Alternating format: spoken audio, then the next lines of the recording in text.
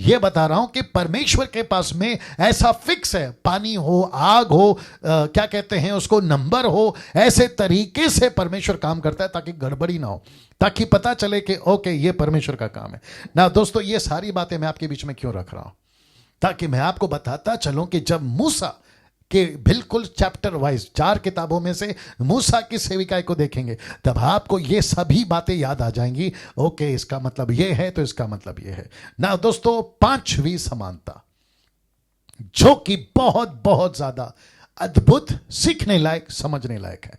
अगर इसको मैं अलग से एडिट करके वीडियो अपलोड करता हूं, आप लोग उसको भी शेयर कर सकते हैं, दूसरों के साथ में आप लोग बांट सकते हैं ना। दोस्तों मैं चाहता हूं कि जितनी तादाद में आप लोग जुड़ सकते हैं जुड़ते चले जाएं आज, और फिर मंगलवार के दिन से आपको जो है इन अध्ययनों को सीखना है ना। 5वीं समानता क्या है पास डैनियल जी? ये रहा, एक है टबरनेकल और नए यरूशलेम में जी, उस वक्त का टबरनेकल और इस वक्त का जिसकी हम सब अपेक्षा कर रहे हैं, नया यरूशलेम, और उसके बीच में यीशु आएगा, उसके बीच में कलीसिया आएगी, उसके बीच में आप और मैं आएंगे।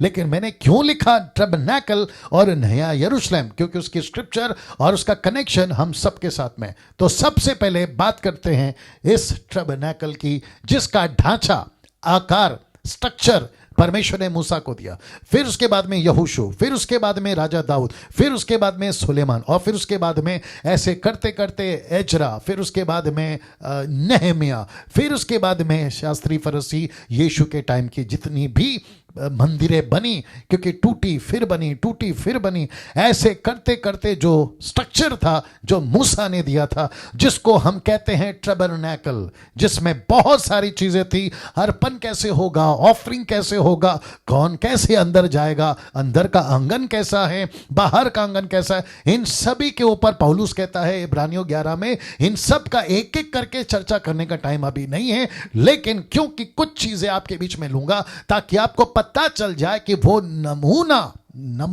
मॉडल नमूना जो उस वक्त में ये था, ऐसा हूबहू वही नमूना कलीसिया के रूप में, यीशु की दुल्हन के रूप में, खुद यीशु के रूप में, और नया यरूशलेम के रूप में, जिसका मैं जिक्र अभी करूंगा।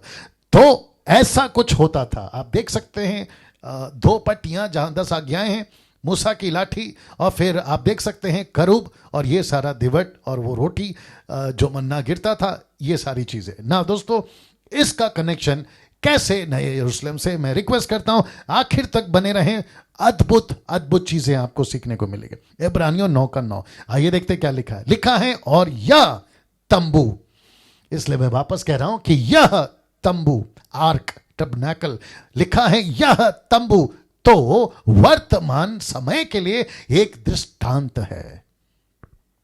आप समझते हैं, दृष्टांत एक उदाहरण के रूप में था। इसका मतलब है कि यह मंदिर परमानेंट नहीं है। तब की बात करूं तब भी नहीं है, आज की बात करूं तो आज भी नहीं है, और ऐसा भी परमानेंट नहीं है। और जिसके लिए यीशु ने क्रूस के ऊपर जब वो मर रहे थे ना, तो यही कहा था 6वां सब शब्द, इट इज फिनिश, समाप्त हुआ। और जैसे ही यीशु ने अपना प्राण त्यागा, वैसे ही मंदिर का पर्दा ऊपर से नीचे तक फट गया। मत्ती की किताब 27:51, मैथ्यू 27:51। इसका मतलब क्या है? पर्दा क्यों फाड़ा इस मंदिर का? उसके पीछे कारण है। यीशु कहता है कि अब कम ऑन गेट रेडी, किसी प्रकार का कोई महायाजक अब उस पवित्र स्थान में पैर में रस्सी बांधकर, उसके वस्त्र के चारों तरफ घुंघरू बांधकर, आप समझ रहे हैं ये सारी लंबी चौड़ी स्टडी है, किसी प्रकार का बकरी का लहू लेकर, किसी प्रकार की सैक्रिफाइस लेकर अब उस पवित्र, अति पवित्र स्थान में जाने की जरूरत नहीं है। क्यों? क्योंकि एक सिद्ध, एक परफेक्ट ब्लड, एक सिद्ध मेमने का लहू उस दिन सृष्टिकर्ता को मिल चुका था, जिसका नाम है यीशु, जिसका नाम है जीसस, जिसको देखकर जॉन द बैप्टिस्ट ने कहा था कि देखो ये जो आ रहा है ना, ये जगत का मेमना है जो सारे मानव जाति के पापों को उठा ले जाता है। मैं उन सब से इस वक्त में बड़े सख्ती से बात करना चाहता हूं जो ईसाई नहीं है। ईसाई से मेरा मतलब धर्म नहीं है, रिलीजन नहीं है। ईसाई से मेरा मतलब है यीशु को मानने वाले। क्रिश्चियन से मेरा मतलब है क्राइस्ट को फॉलो करने वाले। आप अगर हिंदू हैं तो मैं तुमसे सख्ती से बात करूंगा। मुस्लिम, बुद्धिस्ट, आदिवासी, पारसी, जैन, आप रोडपति, करोड़पति, टाटा, बिरला, अंबानी, लंदन के प्रिंस टाइप, या देसी विदेशी, जंगली, आदिवासी जो भी हैं, मैं आपको एक ही चीज पूछूंगा कि एक ऐसा सिद्ध लहू जो बहा था 2020 साल पहले, क्या उस लहू को तुमने जाना है? क्या उस मेमने को तुमने जाना है? जो बलिदान तुम अभी तक चढ़ा रहे आ रहे हो, कभी पेड़ के नीचे तो कभी पहाड़ के ऊपर, आपको इशारा मिल रहा होगा, कभी इसके नाम पे तो कभी उसके नाम पे, तो कभी उस व्यक्ति के नाम पे तो कभी इस व्यक्ति के नाम पे, अपने कुल देवता के नाम पे, देवी के नाम पे तुम लहू बहाते आ रहे हो। इस आशा से दया आती है कभी कभी आप लोगों के ऊपर कि कैसे अंधे बनकर आप लोग किसी अंधे को फॉलो कर रहे हो। कुछ हासिल नहीं है, क्योंकि सर्वसिद्ध लहू, मैं इसलिए नहीं कह रहा हूं क्योंकि मैं बाइबल वाला हूं, मैं इसलिए नहीं कह रहा हूं क्योंकि मैं यीशु को मानता हूं, मैं इसलिए कह रहा हूं क्योंकि यह बात सच है। यह बात सच है, यह बात सच है। पेप्सी वाला पेप्सी बेचता है तो थम्स अप को गलत बोल सकता है, थम्स अप वाला पेप्सी को गलत बोल सकता है। वैसे ही हर दुकान वाला दूसरे दुकान के प्रोडक्ट को गलत बोलता है क्योंकि उसको अपना माल बेचना है। लेकिन ये व्यक्ति जो आपके साथ में बैठा है ना, ये कोई पेप्सी की बात नहीं है, एडजस्ट हो सकता है। ये थम्स अप की बात नहीं है, एडजस्ट हो सकता है। ये पिज्जा बर्गर की बात नहीं है, एडजस्ट हो सकता है। ये हैदराबाद के पैराडाइज की बिरयानी नहीं है कि वहां से खाएगा तो ही मजा आएगा, ये वो बात नहीं। ये जिंदगी की बात है, ये जिंदगी की बात है। ये तो ऐसा है मानो तुम ऑफिस में काम कर रहे हो और अचानक से तुमको किसी का फोन आता है पुलिस वाले का कि तुम जितनी जल्दी हो सके बिल्डिंग खाली करो, क्योंकि अभी अभी पता चला है सूत्रों के अनुसार कि इस बिल्डिंग में बम रखा है। तुम नहीं पूछोगे उस पुलिस वाले को तू किस पार्टी का है, तेरा नाम क्या है, तू हिंदू है कि क्रिश्चियन है, नहीं पूछोगे। आप उस पुलिस वाले पे भरोसा करते हो। वैसे ही यीशु पे भरोसा मैंने किया 27 साल पहले, वैसे ही भरोसा तब के लोगों ने किया, आज के लोगों ने किया। इसलिए आपको कह रहा हूं, यह जिंदगी का सवाल है, यह नरक का सवाल है, यह स्वर्ग का सवाल है। यहां प्रश्न है तुम्हारी जिंदगी का। लहू तुमने बकरी का बहाया, कुछ नहीं मिला। हर साल बहा रहे हो, कुछ नहीं मिल रहा। तुमने बछड़ों का बहाया है, तुमने न जाने कितने पक्षियों का बहाया, इंसानों का और बच्चों का बहा दिया, इस आशा से कि जन्नत मिल जाएगी, स्वर्ग मिल जाएगा, खुदा मिल जाएगा, भगवान मिल जाएगा, ईश्वर मिल जाएगा। नहीं मिलेगा, क्योंकि जिस परमेश्वर ने इंसान को बनाया है वही परमेश्वर की कीमत वही परमेश्वर दे सकता है, क्योंकि मनुष्य टोटली पापी है। जिस दिन से आदम से पैदा हुआ टोटल पापी है। पापी आदमी कैसे परमेश्वर खुश कर सकता है, बताइए? वाह, सोच के देखिए अजीजों, दोस्तों। मेरी बातें कुछ लोगों को गुस्सा आएगी, मैं तो बता ही रहा हूं, गुस्सा करके कुछ नहीं होने वाला है, ना तब ना अब। यीशु पर भी किया था लोगों ने गुस्सा, कोई फर्क नहीं पड़ा। आखिर मुंह की खानी पड़ी उन्हीं लोगों को। वैसे ही होगा आज भी। जो सच है वो सच है, उसके ऊपर बहस मत करो, उसके ऊपर किसी प्रकार का ये मत करो। कुछ बोलेंगे ओ आपका है ना, हम चर्च बंद कर देंगे, आपकी बाइबल फाड़ देंगे, पास्टर को ही मार देंगे, एवेंजलिस्ट को ही मार देंगे। मारो, कितने मर गए, फिर भी पैदा हो रहे हैं ना। तुम 1 को मारोगे, 2 को मारोगे, 10 को मारोगे, 1000 को मारोगे, लाखों को मारोगे, करोड़ों को मारोगे, लेकिन वो परमेश्वर की ताकत को कैसे मार सकते हो जो खुद भेज रहा है?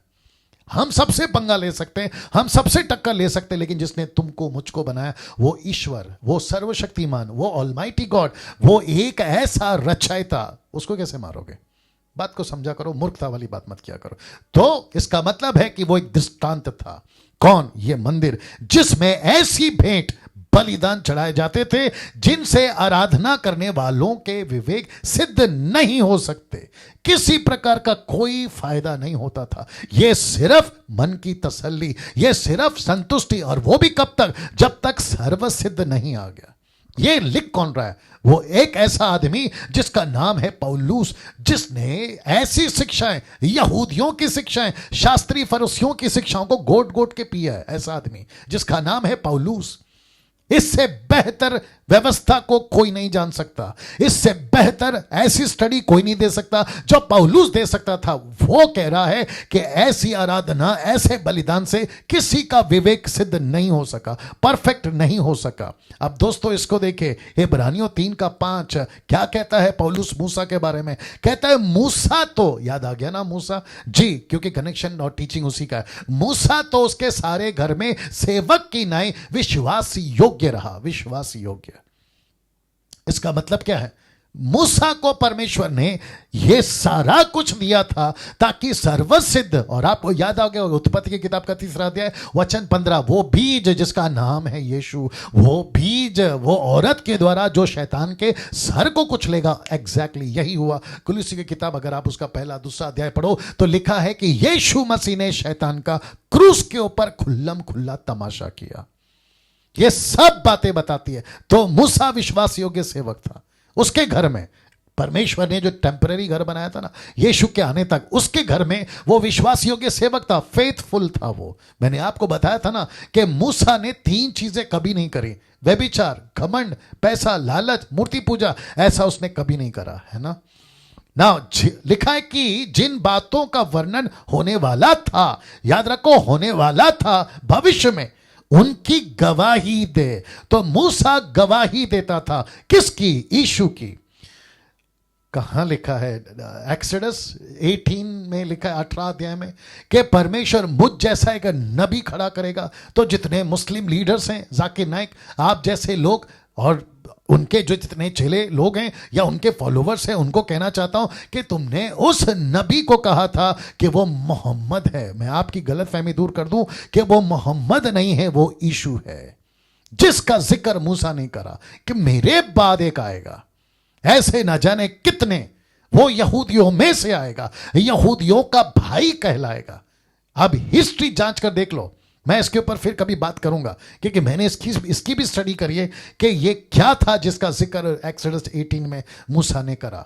वो कौन था? नहीं मिलता आपका मोहम्मद यहूदियों से, नहीं मिलता कोई कनेक्शन उसका मोहम्मद के भाइयों से, किसी यहूदियों के भाइयों से। कैसे बोल सकते हैं? उठपटांग कोई भी स्टेटमेंट दे देते हैं, और मसीह लोग भी कभी कभी डाउट में आ जाते हैं कि यार ये आदमी सही बोल रहा होगा, एक बार जांचो तो सही कि किसकी हिस्ट्री क्या है, किसका बैकग्राउंड क्या है। यहूदियों में से होना चाहिए। मुझे प्रूफ करके बताओ कहां है वो यहूदी। मोहम्मद की बात कर रहा हूं। ये सारी चीजें कनेक्शन कहां से होना चाहिए? इस्राएलियों में से। ऐसा लिखा है कि हम में से बात करते हैं आप लोग। लिखा है कि उनकी गवाही दे। किसकी गवाही दे?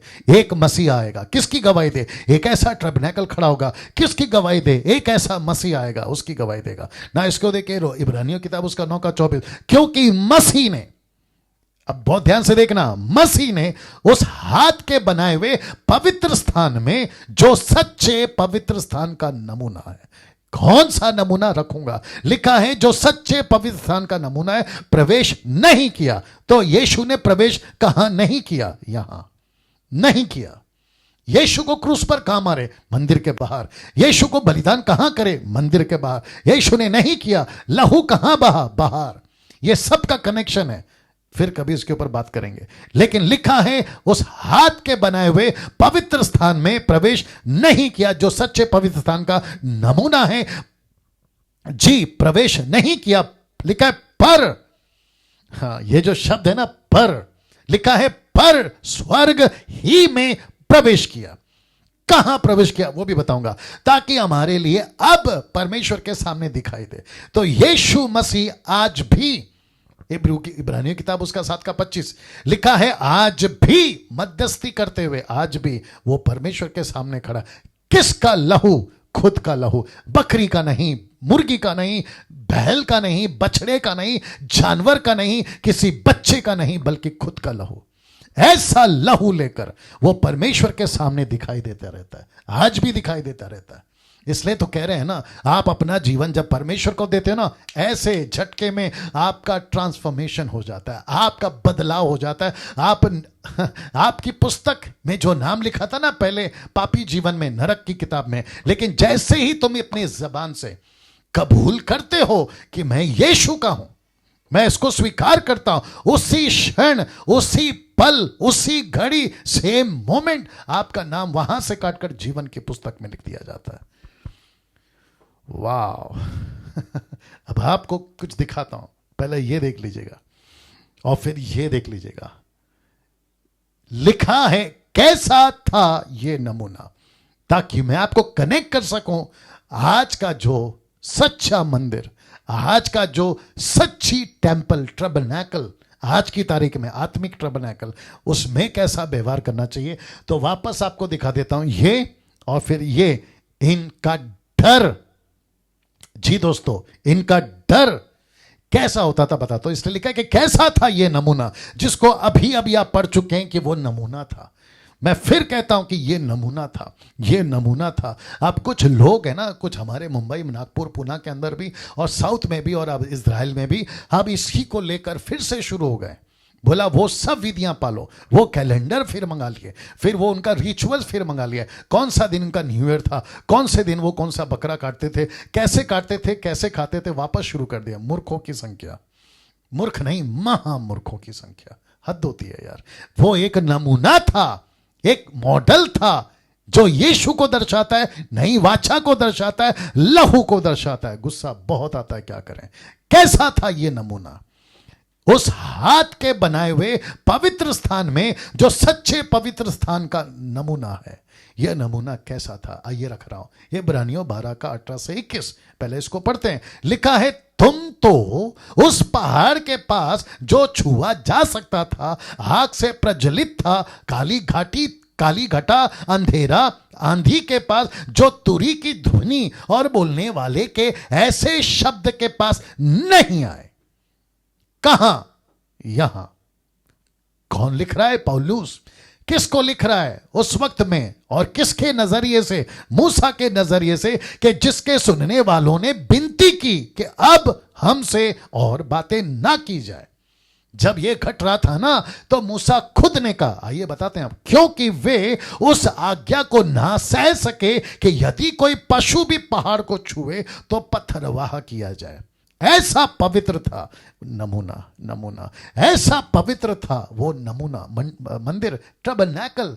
ये सिर्फ एक दृष्टांत के रूप में तब रखा था, जब वो तब रखा था, वो मंदिर के आसपास में अगर कोई जानवर, पक्षी भी चला जाए तो लिखा है कि उसको पत्थर से मार दो। अब आप अंदाजा लगाओ कि अशुद्ध, अशुद्ध, अनक्लीन, कैसे बताऊं, अशुद्ध, अनक्लीन पक्षी, जानवर, इंसान अगर भूले भटके चला जाए मंदिर के आसपास में, तो पत्थर से मार दो।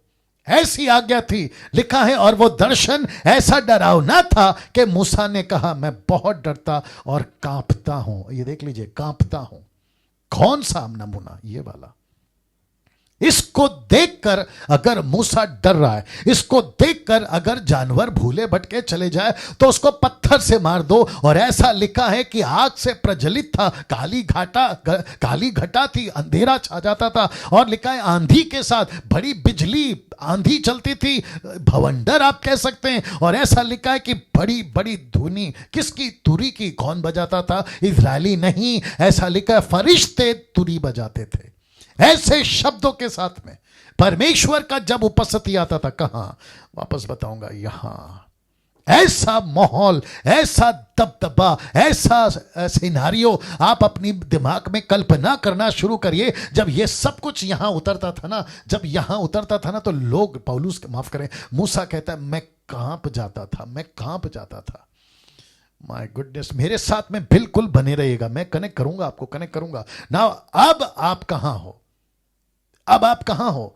आप खुद को अगर कलीसिया कहते हो तो आप कहां हो? अगर यीशु को तुम दुल्हा और खुद को दुल्हन कहते हो तो तुम कहां हो? इब्रानियों किताब 12 का 22 से 24 में आपको बताता हूं, लिखा है, पर तुम, कलीसिया को कह रहा है पौलुस, और मैं आपको कह रहा हूं, मैं खुद को कह रहा हूं, हम सबको कह रहा हूं, कहता है, परंतु तुम सिय्योन के पहाड़ के पास, जो जीवित परमेश्वर का नगर, स्वर्गीय यरूशलेम के पास। अब आ गया ना यरूशलेम, मैं फोटो दिखाऊंगा। लिखा है, जीवित परमेश्वर के नगर, स्वर्गीय यरूशलेम के पास, और लाखों स्वर्गदूतों और उन पहलोटों के साधारण सभा और कलीसिया। आप देख लीजिए, कलीसिया येलो में ब्रैकेट किया, जिनके नाम स्वर्ग में लिखे हुए हैं। अब देखो, सबके न्यायी परमेश्वर के पास, और सिद्ध किए हुए धर्मियों की आत्माओं और नई वाचा के मध्यस्थ यीशु और छिड़काव के उस लहू के पास आए हो।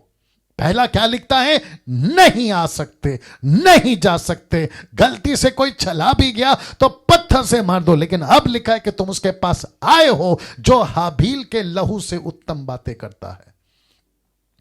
माय गुडनेस दोस्तों, कल्पना कीजिए और कंपेयर करिए तब का मंदिर, आज का मंदिर। आप कल्पना करिए, आपको एहसास हो जाएगा कि कैसा दबदबा था इस मंदिर का, कैसा दबदबा था इस मंदिर का। और आज आप पहुंचे हो कहां पर? इसको कहते हैं कलीसिया, इसको कहते हैं यीशु। ना दोस्तों, इसको देखिए, यीशु कौन था? यीशु कौन था? मुझे वक्त का ख्याल रहेगा। यीशु कौन था दोस्तों? यीशु कौन था जब वो पृथ्वी पर आया था? यीशु कौन था? जानना चाहोगे ना? मैं इसको जरूर बताऊंगा, लेकिन मैं चाहता हूं कि जितने व्यूअर्स यूट्यूब और फेसबुक पे मुझे फॉलो करते हैं, मैं रिक्वेस्ट करता हूं कम से कम इस वीडियो को, जैसे आप लोग अपनी ईमानदारी करते आए हैं, दिखाते आए हैं, मैं चाहता हूं कि कम से कम इस वीडियो को जब मैं अलग से एडिट करके बनाऊंगा, इसको जितनी तादाद में लोगों, मसीहों तक, विशेष करके सेवकों तक पहुंचा सके तो पहुंचाइए। क्यों? अब आप पूछोगे क्यों? मैं आपको कारण देता हूं। क्योंकि जैसा यीशु को पेश करना था ना, कुछ 200 साल पहले से अब तक, यानी कि इन 200 सालों में या 2 पीढ़ियों में pastors, Bible teachers, evangelist, bishop, reverends, apostle, prophet and so called denomination, मैं वापस कहता हूं, ये सब, ये 2 पीढ़ी 200 साल में 90% ये लोग फेल हो गए। यीशु को जैसा पेश करना था वैसा पेश करने में मुझे इस बात का दुख भी है और साथ ही साथ गुस्सा भी है। ऐसा क्यों करते हैं नहीं समझ में आता। ऐसा क्यों करते हैं? जैसा लिखा है वैसा पेश क्यों नहीं करते? यीशु को आपको पता है क्या बना दिया इन 2 सालों में, माफ करें 200 सालों में? यीशु प्यार करता है, नो डाउट यीशु प्यार करता है, लेकिन वो पहलू क्यों नहीं दिखाते कि वो गुस्सा भी करता है? साथ ही साथ क्या बताते हैं पता है? यीशु का वो पहलू, बच्चों को मेरे पास आने दो, तो यीशु मसीह को, यीशु मसीह की फोटो, यीशु मसीह की छवि, यीशु मसीह की पर्सनालिटी, यीशु मसीह का इमेज ऐसे बनाया है कि यीशु मसीह सबको प्यार करता है, बच्चों को बहुत प्यार करता है और बच्चे उनको बहुत पसंद है। ऑफ कोर्स उनको पसंद है, कोई डाउट नहीं है, लेकिन साथ ही साथ ये क्यों नहीं बताते कि ये बब्बर शेर है? ये क्यों नहीं बताते कि इसके हाथ में तलवार है? ये क्यों नहीं बताते कि ये गधे पे नहीं अब घोड़े पे आने वाला है? ये क्यों नहीं बताते कि ये जलने वाला, भस्म करने वाली आग है? ये क्यों नहीं बताते? और इसी बात का अफसोस है कि ये 200 सालों में यीशु की छवि को जैसा पेश करना था वैसे नहीं किया। आप जितने लोग सुन रहे हैं, आप अपनी प्रतिक्रिया देते रहें, मैं चाहता हूं कि आप दें। यूट्यूब वालों के लिए माफी चाहूंगा क्योंकि उनका कमेंट बॉक्स बंद रखा है, उसकी कई वजह है। वापस आता हूं, यीशु को जैसा पेश करना है वैसा पेश करिए, नहीं तो दिक्कत हो जाएगी। इसलिए यीशु ने कहा मत्ती के 5:19 में, प्रकाशित वाक्य के 22:18-19 में, उसने कहा ना तो बढ़ाकर पेश करना, ना घटाकर पेश करना, ना चढ़ाकर ना बढ़ाकर, जैसा है एज इट इज। यीशु प्यार करता है, ऑफ कोर्स करता है, लेकिन यह भी बताओ कि उसको गुस्सा आता है। बाप रे, एक टॉपिक और चर्चा करेंगे वचन पे, चर्चा पे, और वो है वंस सेव्ड ऑलवेज सेव्ड। ये वाला कॉन्सेप्ट आ गया है मसीह समाज के अंदर। कहते हैं आपका उद्धार हो गया है, मौज करो, मस्ती करो, जो करना है करो, क्योंकि तुम पक्का स्वर्ग में जाओगे। लीजिए, ऐसे नमूने, ऐसे प्रचारक या ऐसे बाइबल टीचर मसीह समाज में, इनकी संख्या सड़े घाव की तरह फैल रही है, जिसका जिक्र 2 तिमोथी 5:16 से आगे पौलुस ने किया। ये लोग सड़े घाव की तरह फैलेंगे। वाह! और जब हम ऐसा प्रचार करते हैं, डैनियल राज और 10% मुझ जैसे, तो कहते हैं इनकी वीडियो मत देखो। देखो कितने चालाक है शैतान, कहता है इनकी वीडियो मत देखो, ऐसा प्रचार मत सुनो। और इनको प्रचार कौन सा पसंद आता है? ऐसा प्रचार जहां लड्डू मिलता है, ऐसा प्रचार जहां शुगर का इंजेक्शन लगता है। इनको नहीं पसंद आता ऐसे वाली बातें। कोई दिक्कत नहीं, जब आएगा ना न्याय का सिंहासन, तब पता चलेगा कि क्या किया इन्होंने। बस अफसोस यही होगा कि यार तुम इतना नजदीक आकर चूक गए, इतना नजदीक आकर चूक गए। तुम रेस की वो लाइन में बस इतना ही टच करने वाले थे, नहीं तो तुम जीत जाते। बस यार इतना चूक गए, बस ये अफसोस रहेगा। और जिसका जिक्र है 2 थिस्सलुनीकियंस चैप्टर 1:10 में लिखा है, आश्चर्य होगा। देखो 2 थिस्सलुनीकियन 1:10 वही होना चाहिए। दूसरा थिस्सलुनीकियों 1:10, आई होप सो। देखो जल्दी से जी, फिर मैं कनेक्ट करूंगा और मेरे साथ बने रहें जी। दोस्तों 770 लोग देख रहे हैं, मेरे साथ बने रहें जी। जी यही है दूसरा थिस्सलुनीकियों 1:10, 2 थिस्सलुनीकियंस चैप्टर 1:10 लिखा, यह उस दिन होगा, यह उस दिन होगा जब वह यानी यीशु अपने पवित्र लोगों में महिमा पाने, याद रखो पवित्र लोगों में महिमा पाने और सब विश्वास करने वालों में आश्चर्य का कारण, शौक। ऐसा क्यों लिखा है? विश्वास, पवित्र लोगों को महिमा मिलेगी, लेकिन जो विश्वासी है ना साधारण नॉर्मल, उनको शौक लगेगा, शौक। ऐसा क्यों लिखा है? आश्चर्य होगा। क्यों? क्योंकि जब यीशु आएगा तो एक ही चीज पूछेगा हम सेवकों से, डैनियल राज से, मुझ जैसे प्रचारकों से, आप जैसे प्रचारकों से, इंटरनेशनल नेशनल सो कॉल्ड, आप अपने आप को बुलाकर घूमते हो ना, यीशु एक ही चीज पूछेगा, मैं जैसा था मुझे वैसा पेश क्यों नहीं किया? पतरस को पूछा यीशु ने मत्ती 16:13 में, मेरे पास वक्त नहीं है वहां जाने की। पतरस को पूछा यीशु ने, क्या कहते लोग मेरे बारे में? पतरस ने कहा, प्रभु आपको कम से कम 4 नाम से बुलाते हैं, एक है एलिया, दूसरा है यूहन्ना बपतिस्मा, तीसरा है यिर्मयाह, चौथा है नबियों में से कोई एक। यीशु ने कहा ठीक है, उनको तो अक्ल नहीं है, उनको तो वचन नहीं मिल रहा है, उनको तो मैंने प्रचार नहीं किया, लेकिन पतरस तू क्या कहता है? वो तो शुक्र है कि परमेश्वर की आत्मा यानी परमेश्वर ने पतरस के दिमाग में, उसकी रूह में यह बात डाला कि खबरदार, अगर तूने यीशु को नबी बुलाया, अगर यीशु को प्रॉफिट बुलाया, यीशु को यिर्मयाह बुलाया, एलिया बुलाया या जॉन द बैप्टिस्ट बुलाया, उसको बोल कि यीशु तू परमेश्वर का पुत्र मसीहा है।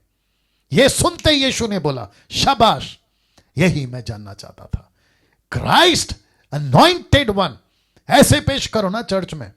तुम अपने संडे के चर्च में, जो कि अभी शुरू हो गया, मैं इसके ऊपर भी बात करने वाला हूं कि फिर से दुकान खुल गए।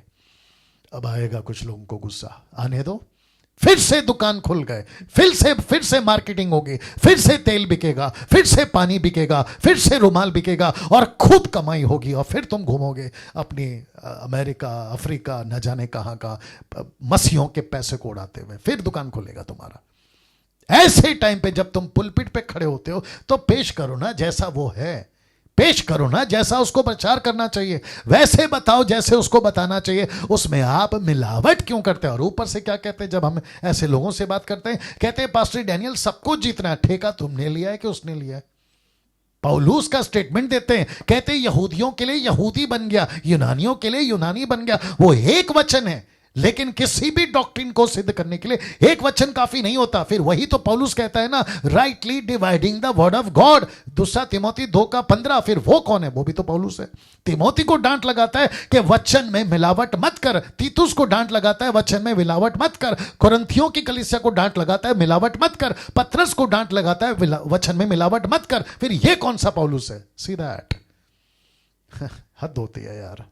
वचन जैसा है, संडे को तुम नाचते हो तो 2-2 घंटा, ऊपर से तुम्हारी म्यूजिक बजती है 2-2 घंटा, फिर उसके बाद में कलीसिया थक हार कर जब नीचे बैठती है तो तुम्हारा प्रचार का शुरुआत में ही बोलते मैं ज्यादा नहीं बोलूंगा, थोड़ा सा बोलूंगा, आइए बाइबल खोले। मेहरबानी कर रहे हो, मेहरबानी कर रहे हो। अच्छा, आप लोग ये भी बोल सकते कि डैनियल भाई चर्च उनका है, डिनोमिनेशन उनका है, पास्टर उनका है, आपको क्या तकलीफ है? आपको नहीं, बाप को। क्योंकि यहां बात हो रही है यूनिवर्सल चर्च की, यहां बात हो रही है सर्वव्यापी कलीसिया की। हम कैसे अलाउ करें कि यीशु की देह को कोई आ रहा है भेड़िया, वुल्फ, और नोच के खा रहा है? हम कैसे चुप बैठे? इसलिए तो यीशु ने कहा ना यूहन्ना 10:12 में कि मजदूर जो है ना वो भेड़िया को देखकर भाग जाता है, लेकिन चरवा नहीं। डैनियल राज और मसीह मंथन चरवा, हम चरवा हैं। हम पैसे के लिए मजदूर नहीं हैं और ना ही हम स्वामी हैं, हम चरवा हैं। यही वजह है कि हमको चिंता है, जैसे पौलुस ने कहा। तो बात करता हूं मैं यहां पे, आता हूं कि यीशु कौन था जब वो पृथ्वी पर आया था। देखना चाहोगे? यीशु खुद यरूशलेम का वो मंदिर था। आप बोलोगे कैसे? आइए बताते हैं। आप बोलोगे कैसे? यीशु खुद जब वो पृथ्वी पर था, वो यरूशलेम था, वो खुद मंदिर था। कैसे साबित होगा पास्टर डैनियल? अभी बताते हैं। प्रकाशित वाक्य 21 का 22 में जानना चाहोगे क्या लिखा है? लिखा है, और मैंने उसमें कोई मंदिर नहीं देखा। कहां? एक ऐसा नगर जिसको कहते हैं यरूशलेम, एक ऐसा नगर जिसको कहते हैं स्वर्ग, एक ऐसा नगर जिसको कहते हैं परमेश्वर का स्थान, जिसका जिक्र यूहन्ना की किताब 14 का 1 में यीशु ने कहा मेरे पिता के घर में। तो लिखा है वहां कोई मंदिर नहीं देखा। लिखा है क्योंकि सर्वशक्तिमान प्रभु परमेश्वर मेमना उसका मंदिर था। वाह! फिर कहता हूं, यीशु कौन था पृथ्वी पर? खुद मंदिर था।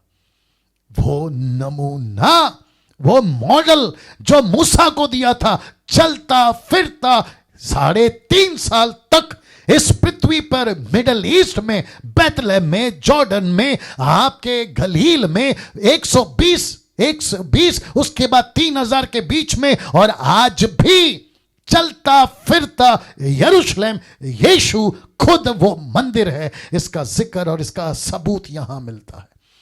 कैसे? एक और रेफरेंस दे रहा हूं, यूहन्ना 1 का 14 वचन 1 कहता है आदि में वचन था, वचन परमेश्वर के साथ था, वचन परमेश्वर था। लेकिन 14 क्या कहता है? देखिए, वचन देहधारी हुआ, फ्लैश में प्रकट हुआ। कौन सा फ्लैश? मंदिर।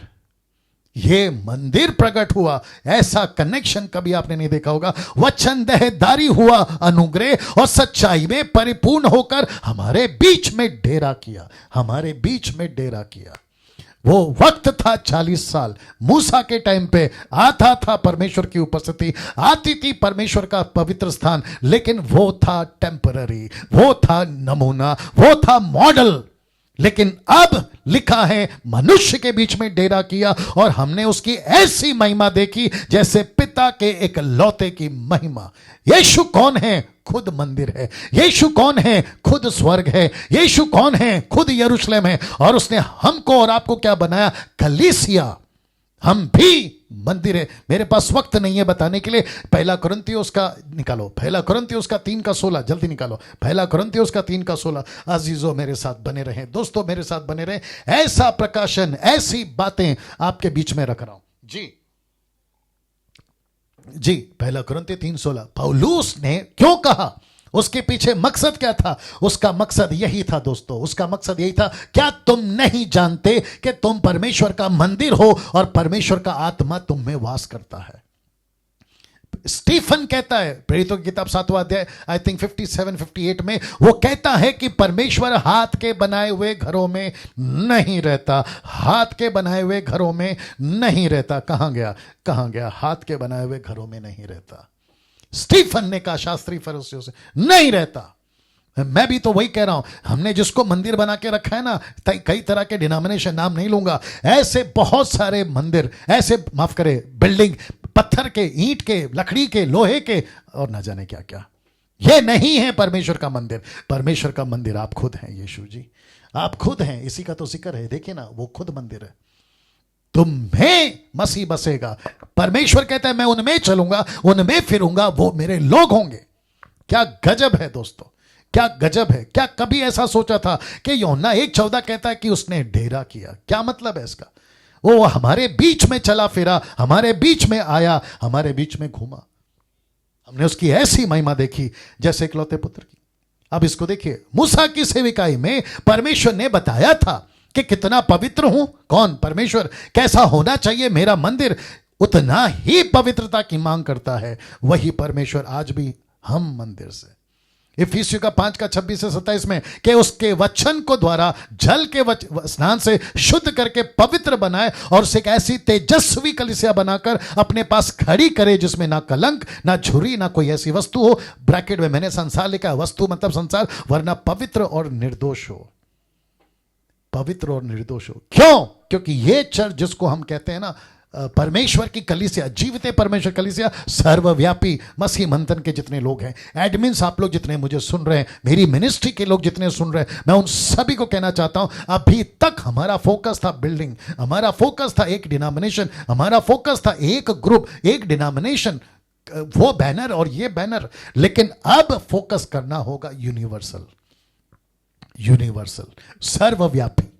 इसका मतलब क्या है अजीजों? इसका मतलब है यीशु एक कलीसिया के लिए आएगा, डिनोमिनेशन के लिए नहीं आएगा। और उसी की तैयारी मुझको और आपको करनी है। दुश्मनी पैदा होगी, होने दो। यीशु को नहीं छोड़ा, यीशु ने खुद कहा ना, मुझ गीले को नहीं छोड़ा डैनियल, तो तुझ सूखे के साथ क्या नहीं करेंगे? अब आप बताइए, मुझको नहीं छोड़ा, मैं परमेश्वर हूं। एक जगह पे लिखता है, रेफरेंस याद नहीं आ रहा, आई थिंक लूका में लिखा है कि वे जब परमेश्वर के लोगों को मारेंगे ना, तो ऐसा लगेगा कि वो परमेश्वर की सेवा कर रहे हैं। सोचिए आप, इस लेवल तक आ जाएंगे। फेसबुक पे दुश्मनी चलेगी, यूट्यूब पे दुश्मनी चलेगी, और जो कि चल रही है मुझ जैसे 10% के ऊपर, कोई फर्क नहीं पड़ता। कुत्ते भौंकते रहेंगे, हाथी चलता रहेगा। ये वाला एग्जाम्पल तो मैं बहुत बार दे चुका हूं।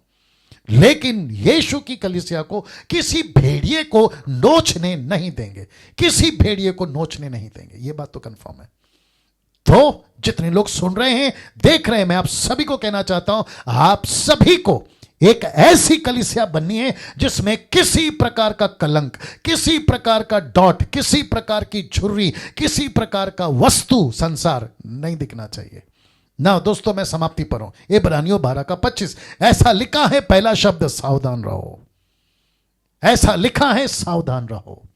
फिर लिखता है उसके और उस कहने वाले से मुंह ना फेरो, क्योंकि वे लोग जब पृथ्वी पर की चेतावनी देने वाले से मुंह मोड़कर ना बच सके, तो हम स्वर्ग पर से चेतावनी करने वाले से मुंह मोड़कर क्यों कर बच सकेंगे?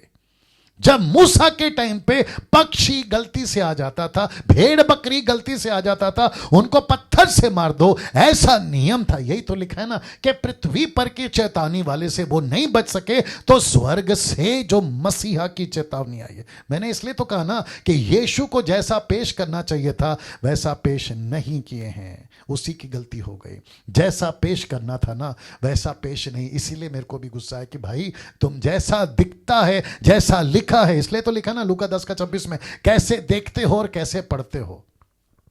सी दैट यीशु को जैसा पेश करना है दोस्तों वैसा पेश करो। वापस आ रहा हूं उसी वचन पर, और फिर मैं देखता हूं कि पवित्र आत्मा हमसे क्या क्या बातें करता है। तो चेतावनी देने वाले से तब नहीं बचे, तो अब क्या बचोगे? मसीह को, गुडनेस, मसीह को मजाक में नहीं लेना। तुम पेंटिकॉस्टल है, तुमसे बात कर रहा हूं, कैथलिक वालों तुमसे बात कर रहा हूं, कैरिस्मेटिक तुमसे बात कर रहा हूं, Methodist, CNI, Lutheran Brethren, mainline Brethren, आप जो भी हैं, मसीह को इंडिपेंडेंट, खास करके तुम लोग बेड़ा गर्क करके रखा है, क्योंकि पास्टर को बुलाहट नहीं है, पास्टर बन गया है, किसी प्रकार का कोई कॉलिंग नहीं है, कॉलिंग में चला आया। किसके चक्कर में? या तो फिर पद के चक्कर में, या तो पैसे के चक्कर में। किसी प्रकार का इंडिपेंडेंट वालों ने, जिनका कोई मेंटर का मतलब है उनको किसी की नहीं सुनना है। बोला मैं, इसको कहते हैं खुला सांड। ये जो रास्ते पे देखा होगा ना आपने, जब पहला वो जब छोटा होता है ना तो उसका कोई चरवा होता है, उसको पालता है, उसको चलाता है, लेकिन जैसे ही बड़ा हो जाता है ना तो वो उसके आदि नहीं रहना चाहता, रस्सी तोड़कर भाग जाता है, उसको कहते हैं खुला सांड। तो 90% इंडिपेंडेंट लोगों ने अपने आप को खुला सांड बना लिया है। अब इससे ज्यादा और क्या बोल सकता हूं? नहीं सुनते किसी की, उनको करेक्शन पसंद नहीं है, उनको मुझ जैसे 10% लोगों की बातें पसंद नहीं है, उनको डांट पसंद नहीं है, उनको सुधार पसंद नहीं है। तो फिर बचो कि कैसे? लिखा है जब तुम पृथ्वी की चेतावनी से नहीं बचे तो फिर स्वर्गीय चेतावनी से कैसे बचोगे? वाह, सोच के देखिए दोस्तों, क्या परिस्थिति है मसीहों की आज। कितना गंदा मसीह समाज होता जा रहा है। मैं समझता हूं, मैंने बीच में वीडियो बनाई थी, मी पॉर्न वीडियो एंड मी, मैंने उसमें कहा था कि 5 साल के बाद आप मसीहों का जो परिस्थिति है ना वो देखोगे तो आपको अंदाजा हो जाएगा। आज का स्टेटमेंट, इसको अगर अभी नहीं रोका, खत्म। अगर अभी सावधानी नहीं बरती, खत्म। जितने लोग मुझे फॉलो करते हैं यूट्यूब और फेसबुक के ऊपर, मैं आप सभी को कहना चाहता हूं, बी अवेयर, बी केयरफुल। इसलिए तो लिखा है सावधान रहो, सावधान रहो। ये आदमी क्यों चिल्लाते रहता है हर वीडियो में? कुछ लोग कहते हैं कि डैनियल भाई आपका प्रचार बहुत अच्छा है, लेकिन आप गुस्से में बात करते हैं। आप बताइए, आप, तुम्हारा बच्चा 20 साल का हो गया है, उसको अभी तक ABCD नहीं आ रही, फिर भी उसको दूध और चॉकलेट खिलाओगे, डंडा नहीं उठाओगे? और इसी के गलती के चलते तो 20 साल का घोड़ा हो गया और उसको अभी तक ABCD नहीं आ रही है। वही तो बसियत की बात है। पौलुस भी तो डांट लगाता था ना, यीशु ने तो अच्छा खासा कोड़ा बनाकर, आगे आप समझदार हैं, लिखा है पृथ्वी की चेतावनी से नहीं बचे तो स्वर्ग की चेतावनी से कैसे बचेंगे ना। इसको देखिए 10 का 26 से 27 में, क्योंकि सच्चाई की पहचान प्राप्त करने के बाद यदि हम जानबूझकर पाप करते रहे तो पापों के लिए फिर कोई बलिदान बाकी नहीं, हां दंड का एक भयानक बाट जोना और आग का ज्वलन बाकी है जो विरोधियों को भस्म कर देगी।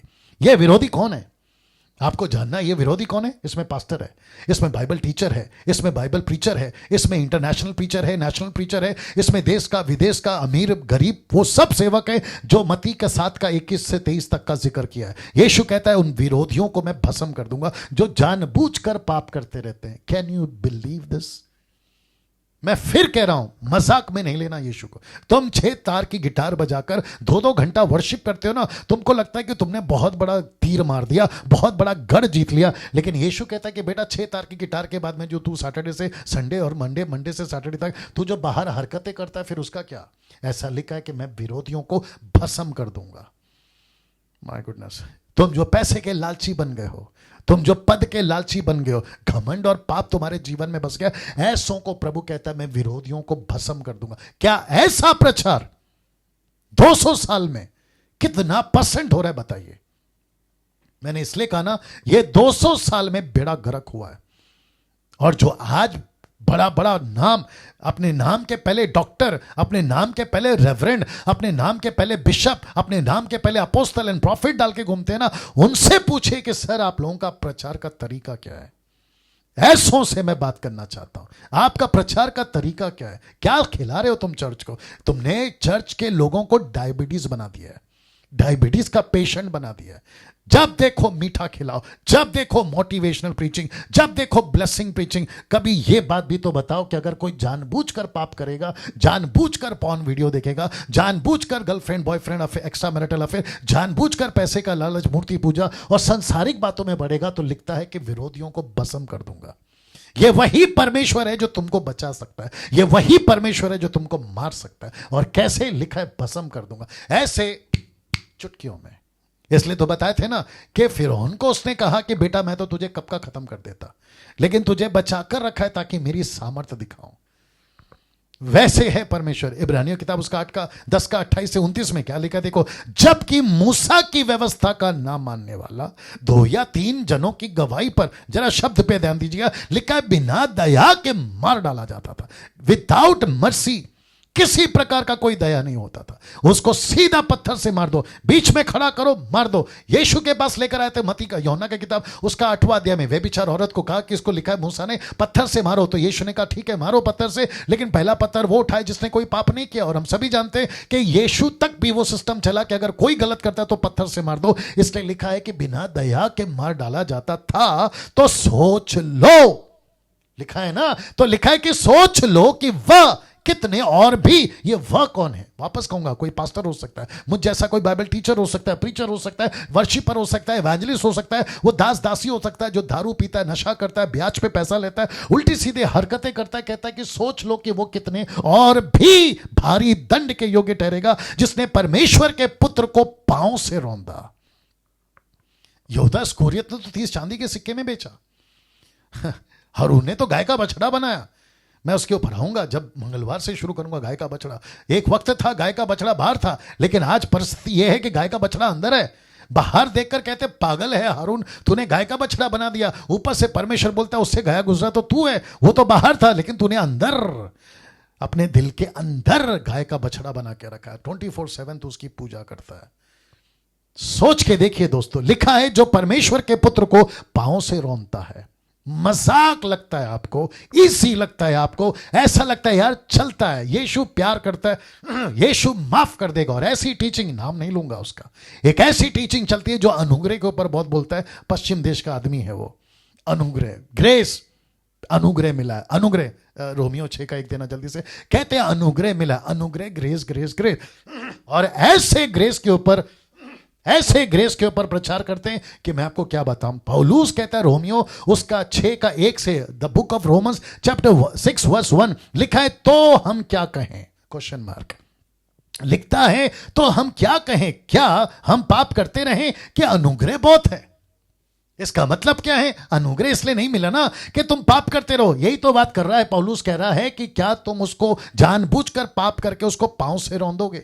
जिस मसीहा को तुम सैटरडे, संडे, फ्राइडे, सब्त के दिन या जो भी तुम मानते हो, जिस संडे को होसन्ना के नारे लगाकर तुम कहते हो कि यीशु की जय हो, हालेलुया, प्रेज द लॉर्ड, परमेश्वर के नारे लगाते हो, फिर वही पब, डिस्को और कमरे के अंदर और तुम्हारे बेडरूम के अंदर और तुम्हारे फोन और लैपटॉप टैब के अंदर तुम उसी यीशु को पांव से रोनते हो। क्या हरकत है भाई? सोच के देखिए, जब तुम शॉपिंग मॉल में घूम रहे होते हो अपनी गर्लफ्रेंड और बॉयफ्रेंड के साथ में और तुम्हारे उल्टे सीधे हरकतों के साथ में, तब तुम परमेश्वर के पुत्र यीशु को पांव से रौंद रहे होते हो। जब तुम ब्याज पे पैसा ले रहे होते ना, तुम लोग सुनो, मैं तुम्हारी बात कर रहा हूं, जब तुम ब्याज पे पैसा ले रहे होते ना, तो तुम यीशु को पांव से रौंद रहे होते हो। जब तुम फोन पे उल्टी सीधी बातें कर रहे होते ना, तो तुम उसको पांव से रौंद रहे होते हो। जब तुम किसी को गालियां दे रहे होते ना, किसी को उल्टी सीधी, तो यीशु को पांव से रौंद रहे होते हो। जब तुम लड़ाई झगड़ा कर रहे होते ना, तो तुम उसको पांव से रौंद रहे होते हो। जब तुम चर्च का पैसा उठाकर तुम अपनी अय्याशी में उड़ा रहे होते हो, तो तुम यीशु को पांव से रौंद रहे होते हो। अब बताइए, क्या वो तुमको बख्श देगा? देखो क्या लिखा है, और वाचा के लहू को जिसके द्वारा वो पवित्र ठहराया गया था, आप पवित्र जाना है और अनुग्रह के आत्मा का अपमान किया है। हद हो गई यार, पवित्र आत्मा का अपमान किया। अब आप बताइए, देश के नेता से झगड़ा कर लो, बच जाओगे। किसी बॉर्डर पे जाके किसी आतंकवादी से झगड़ा कर लो, बच जाओगे। बिजली से झगड़ा कर लो, बिजली तार, बच जाओगे। आग से झगड़ा कर लो, बच जाओगे। सांप से झगड़ा कर लो, बच जाओगे। बब्बर शेर से झगड़ा कर लो, बच जाओगे। लेकिन जिसने, परमेश्वर ने पूरी दुनिया को बनाया, तुम उससे झगड़ा कर कर कैसे बचोगे? तुम्हारी हिम्मत, औकात है इस परमेश्वर से झगड़ा करने की? औकात है? तुम चप्पल नहीं पहनते पुलपिट पे, कहते पुलपिट पवित्र है। जूता नहीं पहनते पुलपिट पे, बोला पुलपिट पवित्र है। सफेद कपड़ा, गले में क्रॉस और ना जाने कौन कौन सी हरकतें करके तुम चर्च के पुलपिट पे पब्लिक को उल्लू बनाते हो कि देखो परमेश्वर कितना पवित्र है। तो मैं ऐसों को पूछना चाहूंगा, जब तुम अपने घर पर होते हो, जब तुम अपने कमरे पे होते हो, तो तब तुमको यह पवित्रता क्यों नहीं दिखाई देती? तब तो तुम मजे से उसको पांव से रौंदते रहते हो। मैं इतना क्यों चिढ़ा हूं, मैं इतने गुस्से में क्यों बात कर रहा हूं? क्योंकि ऐसी रिपोर्ट आती रहती है, ऐसी रिपोर्ट आती रहती है। वाह, इसको देखिए, इब्रानियों 10 का 30-31 में, मजा आएगा आपको। लिखा है, क्योंकि हम उसे जानते हैं जिसने कहा कि पलटा लेना मेरा काम है, मैं ही बदला दूंगा। और फिर यह कि प्रभु अपने लोगों का न्याय करेगा। जीविते परमेश्वर के हाथों में पड़ना भयानक बात है। मैं वही तो समझा रहा हूं तब से आपको, जीविते परमेश्वर के हाथ में पड़ना भयानक बात है, मजाक नहीं है। यीशु के पीछे चलना, मैं जितने मुझे अभी देख रहे हैं 790 लोग, मैं उन सभी को कहना चाहता हूं, यीशु के पीछे चलना मजाक नहीं है। मजाक नहीं है जो तुम्हारे घर पे तुमने बाइबल ला ली, मजाक नहीं है जो तुमने अपना जीवन 10 साल, 15 साल, 40 साल, 50 साल पहले अपना जीवन प्रभु को दे दिया। मजाक नहीं है अजीजों, मजाक नहीं है। बात को समझिए, यीशु को जीवन देने का मतलब है टोटल सरेंडर। यीशु को जीवन देने का मतलब है संपूर्ण समर्पण। ये आधा अधूरा समर्पण अगर दे रहे हो तो वापस चले जाओ संसार में। आधा अधूरा अगर जीवन दे रहे हो, वापस चले जाओ संसार में, कोई जरूरत नहीं है ना। मैं समाप्ति पर आ रहा हूं। यीशु आपसे एक ही चीज की उम्मीद रखता है, यीशु आपसे एक ही चीज की उम्मीद रखता है, और वह है पवित्रता, होलीनेस। बस एक ही चीज, कम फास्ट, एक ही चीज अजीजों, एक ही चीज पास्टर्स, एक ही चीज एवेंजलिस्ट, एक ही चीज Mumbai, Pune, Nagpur, Punjab, Gujarat, KP, AP, UP, जहां कहीं से भी, अमेरिका, यूरोप, आप जो भी हैं, एक ही चीज सेवकों, एक ही चीज एवेंजलिस्ट, एक ही चीज वर्शिपर्स, एक ही चीज बाइबल टीचर, एक ही चीज मुझ जैसे सोशल मीडिया पे जो प्रचार करते हैं, एक ही चीज, और वो है पवित्रता, पवित्रता, पवित्रता। वचन है ये इब्रानियों 12 का 14, लिखा है, उस पवित्रता के खोजी हो जिसके बिना कोई प्रभु को कदापि ना देखेगा, नहीं देखेगा। दोस्तों कैसा लग रहा है? इसलिए लिखा है इब्रानियों 12 का 28-29 में, इस कारण मैं बताता हूं, इस कारण हम उस राज्य को पाकर जो हिलने का नहीं, उस अनुग्रह को हाथ से जाने ना दे जिसके द्वारा भक्ति और भय, ऐसा लिखा है, कांपते हुए प्रभु के पास आओ। इधर तो नाचते हुए प्रभु के पास आते हैं। और डर नाम की चीज नहीं है, डर नाम की चीज नहीं है चर्च में। जैसा चाहो नाचो, जैसा चाहो कूदो, जैसा चाहो चलो। अरे प्रभु प्यार करता है, एक दिन जब मार पड़ेगी तब पता चलेगा। और ऐसों को 20 साल से अच्छे से जानता हूं, इसलिए ये बातें बोल रहा हूं। लिखा है भय सहित, डर नहीं है आज, इसलिए लिखा है, पौलुस कहता है भय सहित परमेश्वर की ऐसी आराधना कर सकते हैं जिससे वो प्रसन्न होता है, क्योंकि हमारा परमेश्वर भस्म करने वाली आग है। भय सहित, भय सहित। मैं यहां समाप्त करूंगा। मुझे आपकी प्रतिक्रिया एक ही तरीके से चाहिए। ये वीडियो मैं इसको एडिट करके डालूंगा, जो 5वां सिमिलैरिटी है ना, उसको टैबरनेकल और यीशु जो कनेक्शन मैंने दिया है, मैं उसको जब एडिट करके डालूंगा आज या कल, मुझे नहीं मालूम, लेकिन उसको खूब शेयर करिए। इवन इसको भी करिए, बात अलग नहीं है, इसको भी खूब शेयर करिए। सो आपको कैसा लगा? आपने कनेक्शन देखा, सिमिलैरिटी देखी, और 5वीं सिमिलैरिटी जो कि आपको बहुत कुछ दिखाई है, सिखाई है ना। दोस्तों, आपको ये समाप्ति में बताता चलूं कि वचन पे चर्चा कल, वचन पे चर्चा कल मसीह की दया के लिए एक नया फेसबुक प्रोग्राम हर शनिवार रात 8 बजे, जो कि एक वचन है, प्रेरितों 17:11 कहता है, प्रतिदिन पवित्र शास्त्रों में ढूंढते रहे कि ये बातें यूं ही हैं कि नहीं, और उसके ऊपर वचन को लेकर हम चर्चा करेंगे। और मेरे साथ में कम से कम 7-8 पास्टर्स, लीडर्स, युवा, बुजुर्ग, सीनियर, जूनियर, ये सब रहेंगे जूम के माध्यम से, जो यूट्यूब माफ करें, स्क्रीन के ऊपर आपको वीडियो के द्वारा आपको वो बात करते हुए दिखेंगे, और मैं भी रहूंगा, ठीक है ना। तो ऐसे करते हुए कल ये वचन पे चर्चा का प्रोग्राम, जो कि बिल्कुल नया प्रोग्राम है, कल से स्टार्ट हो रहा है। इसका मतलब है कि मूसा की स्टडी आज 4 दिन चली, मंगलवार से शुक्रवार, अब अगले हफ्ते मंगलवार से शुक्रवार, लेकिन हर शनिवार ये चलेगी। और फिर परसों है ऑनलाइन चर्च, जो संडे गजब का टॉपिक है, मैं कल बताऊंगा। तो ऐसे करते हुए जो टॉपिक हम कल ले रहे हैं सबसे ज्यादा इंपॉर्टेंट, क्योंकि अभी क्रिसमस का सीजन है, और वो रहेगा क्रिसमस ईसा जन्म उत्सव। इसके ऊपर हम कल ज्यादा बात करेंगे, और अगर वक्त रहा तो इसके ऊपर और एक टॉपिक डालेंगे, रोमियो की किताब उसका 10 का 9 से 10 में, ठीक है ना। इसके ऊपर चर्चा करेंगे। तो दोस्तों, मैं समझता हूं कि आप सभी ने बहुत बहुत आशीष पाई है, और मैं जानता हूं कि आपको अभी परमेश्वर ने हिला दिया है। आप बेचैन हैं, और ये अच्छी बात है। आपको यहां डर आ रहा है, अच्छी बात है। आप बेचैन हो गए हैं, अच्छी बात है। इसको बेकार जाने नहीं देना, इसको बचा के रखिए, संभाल के रखिए। जो मेरे मिनिस्ट्री के लोग हैं, मैं उनको भी कहूंगा, मसीह मंथन के एडमिन्स और मसीह मंथन के ग्रुप, मैं उनको भी कहूंगा, देश और विदेश से आप जहां से भी है, इसको पकड़ के रखिए, क्योंकि यीशु मसीह खुद मंदिर है। यीशु मसीह खुद ओरिजिनल टैबरनेकल है। यीशु मसीह मजाक में लेने वाली चीज या खेलने वाली चीज नहीं है। बी केयरफुल, बी अवेयर, ये बात को समझाते हुए और कहते हुए मैं यहां पे समाप्ति लूंगा, विदा लूंगा, और कल ठीक 8 बजे वचन पे चर्चा के इस प्रोग्राम में आपसे